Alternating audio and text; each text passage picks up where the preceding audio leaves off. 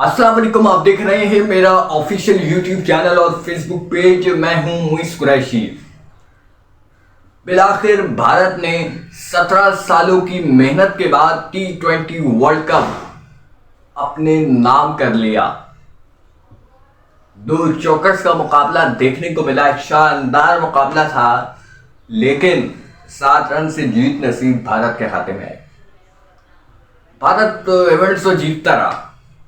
ICC champions trophy 2013 की अपने नाम की, फिर उसके बाद एशिया कप बहुत सारे उसने अपने नाम किए।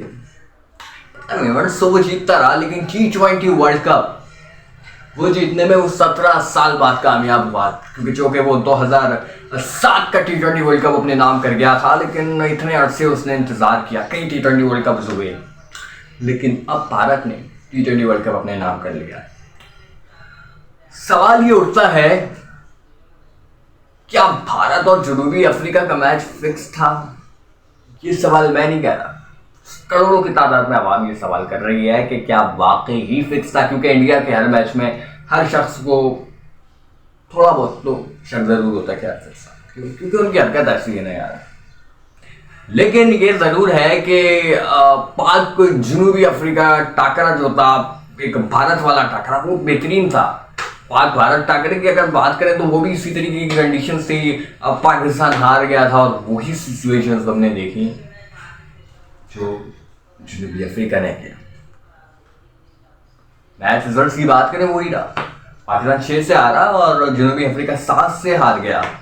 फर्क नहीं है, बिल्कुल है तो सिर्फ वो 1 रन का है। लेकिन अब सवाल यह है कि देखना होगा हमें कि अब कैसी सिचुएशंस होंगी, क्योंकि भारत की टीम अब एक बेहतरीन टीम बन गई है, और हमने ये भी देखा है कि अब जो विराट कोहली हैं, रोहित शर्मा हैं, उन दोनों ने भी रिटायरमेंट का ऐलान तो कर दिया, लेकिन अब इनकी जगह जो लेने आ रहे हैं वो भी कोई हल्के प्लेयर्स नहीं होंगे। भारत का ऑब्वियसली डोमेस्टिक टैलेंट शानदार है।